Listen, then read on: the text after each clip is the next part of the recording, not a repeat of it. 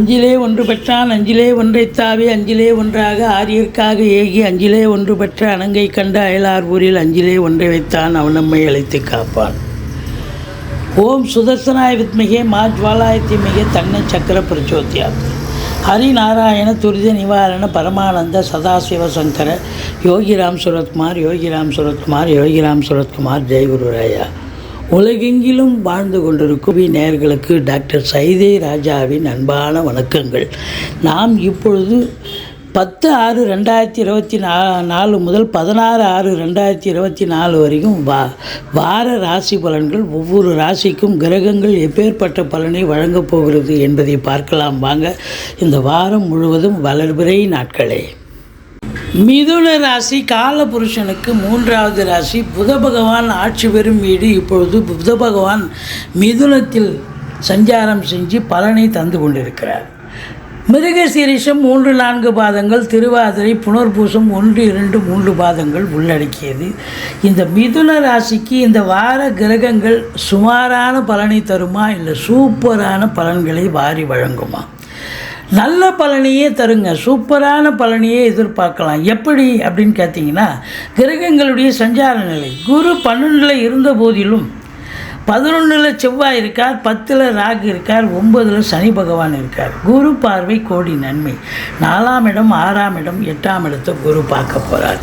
இப்படி கிரகங்களுடைய சஞ்சார நிலை மிக மிக சிறப்பாக இருப்பதால் இந்த வார கிரகங்கள் இந்த மிதுன ராசிக்கு அற்புதமான பலன்களை வாரி வழங்கப் போகிறது என்று சொன்னால் மிகையாகாது. உங்களை பொறுத்தவரையிலே ராசிநாதன் ராசியில் இருக்கார். ராசிநாதன் இன்னும் 12 மாதமும் அங்கே உட்காந்துருக்க போகிறார். அவர் 1 மாதம்தான் இருப்பார்.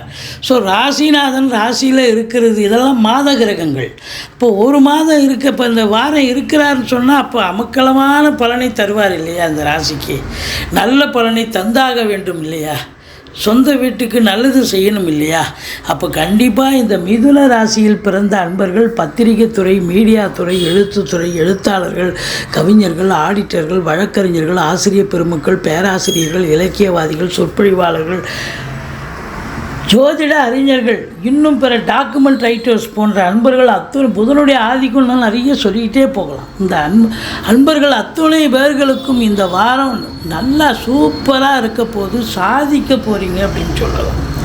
இப்போ பாருங்கள், வார இறுதியில் சுக்கிரன் அங்கே வந்துடுறார், சூரியனும் அங்கே வந்துடுறார். அப்போ புதாதித்ய யோகம் ஏற்படுகிறது. கல்வி நிறுவனங்கள், கல்விக்கூடங்கள், கல்வியாளர்கள், கல்வி பயிலும் மாணவ செல்வங்கள், இவங்களுக்கெல்லாம் ஒரு பொற்காலம் அப்படின்னு சொல்லலாம். மற்றபடி உங்களை பொறுத்தவரையிலையும் பார்த்தீங்கன்னாக்கா இந்த காலகட்டம் சாதிக்கக்கூடிய ஒரு நேரம் வந்தாச்சு அப்படின்னு சொல்லலாம். 3ஆம் இடத்தை சனி பார்க்குறார். இந்த 3ஆம் இடம் சனி பார்வையில் இருக்குது அப்படின்னா இந்த எடுக்கின்ற முயற்சிகள் கொஞ்சம் காலதாமதமாகும். அது மட்டும் இல்லை, இளைய சகோதர சகோதரிகளுக்கு தேக ஆரோக்கிய குறைவு ஏற்பட்டு மருத்துவமனைக்கு செல்ல நேரிடும். அல்லது இளைய சகோதரர்களுக்கு பார்த்திங்கன்னு சொன்னால் உங்களுக்கும் அவங்களுக்கும், சகோதரிகளுக்கும் உங்களுக்கும் கருத்து வேறுபாடு வரும்.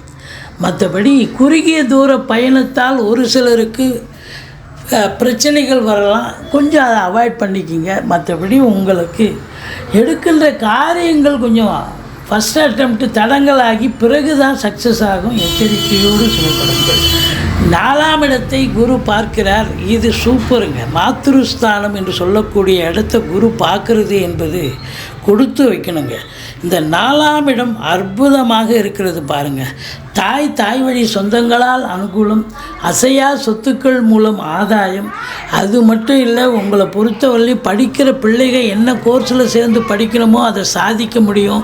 ஒரு நீட் எக்ஸாம், ஒரு கவர்மெண்ட் எக்ஸாம் எது எழுதுகிறாங்களோ அவங்களுக்கு அது ஒரு உன்னதமான ஒரு முத்தாய்ப்பான ஒரு பலனை தரப்போகிறது. அசையா சொத்துக்கள் மூலம் வருமானம் கிடைக்கும். ஒரு சிலர் வண்டி வாகனங்களை வச்சு பொழப்பு நடத்தக்கூடியவர்களுக்கு சவாரிகள் கிடைச்சி அதில் சம்பாத்தியம் கிடைக்கக்கூடிய ஒரு அமைப்பு இருக்குங்க. 4ஆம் இடம் சுகஸ்தானம், 6ஆம் இடம் ஆரோக்கியஸ்தானம். அப்போ சுகவாசியாகவும் ஆரோக்கியவாசியாகவும் இந்த மிதுன ராசி அன்பர்கள் இருக்க போகிறார்கள். இந்த வாரம் மிதுன ராசி அன்பர்களுக்கு ஒரு கொண்டாட்டம் அப்படின்னே சொல்லலாம். 5ஆம் இடத்து அதிபதி சுக்கிரன் ஆட்சி பீடம் ஏறி இருப்பது சிறப்பு. ஆதலால் குலதெய்வத்தின் அனுகிரகத்தால் பூர்வீகத்தின் புண்ணியத்தால் நீங்கள் எதையும் கடவுளுடைய அனுகிரகத்தால் சாதிக்கப் போகிறீர்கள். பிள்ளைகளுடைய வளர்ச்சி தேக ஆரோக்கியம் சிறப்பாக இருக்க போகிறது அப்படின்னு சொல்லலாம். 6ஆம் இடத்தை இது நாள் வரைக்கும் சனி பகவான் பார்த்துட்டு இருந்தார். எதிரிகளால் தொல்லை ஏற்பட்டது, கடன் பிரச்சனைகள் இருந்தது, தேக ஆரோக்கிய குறைவு இருந்து வந்தது. ஆனால் இப்பொழுதும் அதே சனி பகவான் பார்த்தாலும் கூட உங்களுக்கு குரு பார்க்க கோடி நன்மை. அப்போ எதிரிகள் இருக்க மாட்டாங்க.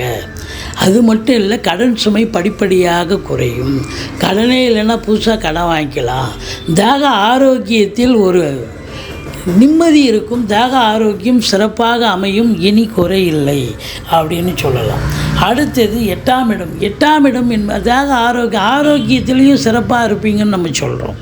ஆரோக்கிய குறைவு இது வரைக்கும் இருந்து வந்திருக்கலாம், இப்போ நல்லாயிருக்கும். அதாவது சுகமாகவும் இருப்பீங்க. சுகஸ்தானாதிபதி நல்லா இருக்குது, ஆரோக்கிய ஸ்தானமும் சிறப்பாக இருக்கிறதால மிதுன ராசி அன்பர்களுக்கு physically you will be alright this week. இந்த 8ஆம் இடம் திடீர் அதிர்ஷ்ட வாய்ப்புகள் தரக்கூடிய இடம். வரா கடன்கள் வசூலாகும். இன்சூரன்ஸ் பணம் கிளைமாகி கைக்கு வரக்கூடிய ஒரு காலகட்டம். வாரிசே இல்லாத குடும்பங்களுக்கு உங்களை வாரிசாக நியமித்து அவங்களுடைய சொத்து பத்து நகை நட்டு லிக்விட் கேஷ் உங்கள் பெயருக்கு மாற்றி எழுதக்கூடிய விபரீத ராஜயோகம் ஒரு சிலருக்கு அமையும்.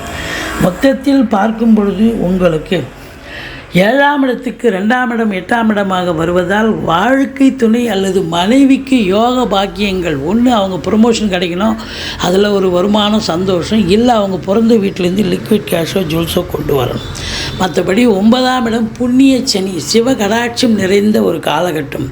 சிவனை எவ்வளோக்கு எவ்வளோ வழிபாடு பண்ணுறீங்களோ அவ்வளோக்கு எவ்வளோ உங்கள் தந்தை வழி சொந்தங்கள், தந்தை பூர்வீக சொத்து, பூர்வீக இடத்துல உங்களுக்கு நல்லது நடக்கும். பாக்கியமாக எல்லாம் அமையும். 10ல் ராகு இருக்கார், இருக்கிற இடத்த விரிவாக்கம் பண்ணுவார். அப்போ என்ன பண்ணணும் அப்படின்னு சொன்னாக்கா, நீங்கள் நம்பி கடன் வாங்கி அரசு மூலியமாகவோ வங்கிகளின் மூலியமாகவோ தனியார் துறையின் மூலியமாகவோ கடனை வாங்கி தொழிலில் போடுங்க. தொழில் விரிவாக்கம் பண்ணுங்கள். நல்ல ரெட்டிப்பு லாபத்தை தரும். அதே நேரத்தில் அரசு உத்தியோகத்தில் இருக்கிறவங்க, தனியார் துறையில் இருக்கிறவங்களுக்கு சலுகைகள் கிடைக்கும். ட்ரான்ஸ்ஃபர், ப்ரமோஷன், இன்க்ரிமெண்ட், ஒரு சிலருக்கு கூடுதல் பொறுப்புகள் வழங்கப்படும். இல்லை இதெல்லாம் இல்லைங்க. உள்நாட்டு வாணிபம், வெளிநாட்டு வாணிபம், ஏற்றுமதி இறக்குமதியாளர்கள், ஷேர் மார்க்கெட்டில் இன்வெஸ்ட் பண்ணுறவங்க, ஸ்பெக்குலேஷன் பண்ணுறவங்க, ஆன்லைன் பிஸ்னஸ் பண்ணுறவங்க, ஹோட்டல் பிஸ்னஸ் பண்ணுறவங்க, இவங்களுக்கெல்லாம் ஒரு சிறப்பான காலம், சாதிக்கக்கூடிய ஒரு காலகட்டம்.